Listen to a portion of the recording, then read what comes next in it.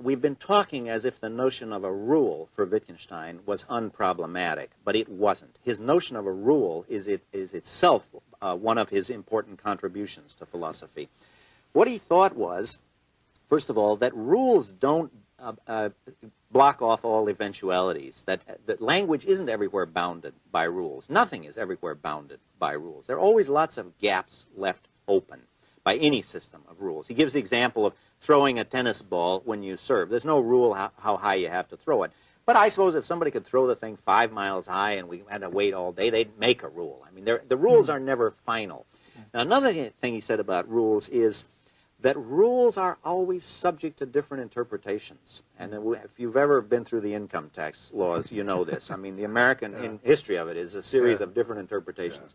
So it looks to Wittgenstein as if there's a kind of skepticism that arises here, because if anything can be made to conform to the rule by some fancy interpretation, then anything can be made to conflict with it, and you wouldn't get either accord nor conflict. The rule would then seem to drop out as irrelevant. Now, his solution to that is to say, obeying the rule is a social practice. It's something we learn in society. Society just has ways of making people and training people to conform to rules.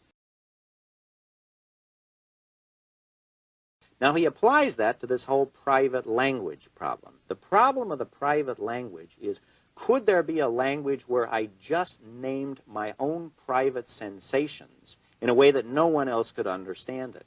Now, the reason for all the fuss is that a lot of people in the history of philosophy have thought that must be the basic use of language. In the whole Cartesian language tradition, must name inner experience. that we get to the real world, the external world, by starting from our inner experiences, by starting from inside and working outward. Now, Wittgenstein wants to say two things about that. First of all, that isn't how the words for our inner experiences actually function. They don't name private objects. Rather, they're used in conjunction with public criteria, behavior, situations. So we're not, in fact, speaking a private language when we use sensation language.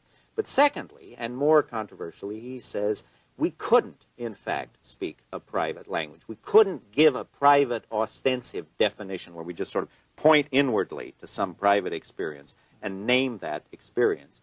Because, he said, unless we can appeal to some larger social gathering, there won't be any difference between my thinking I'm using the word right and I'm actually using it right. So his discussion of the rules and the social character of rules is really what underlies his rejection of the idea of a private language. And it's important for him to reject the idea of a private language, as you say, because he's reacting against a whole tradition of philosophy that goes back to, I suppose, Descartes, but certainly includes Locke, Berkeley, Hume, the empiricist philosophers who say that we start by cognition of essentially private states of mind and infer the world or build up a conception of the world from that. Listen to me.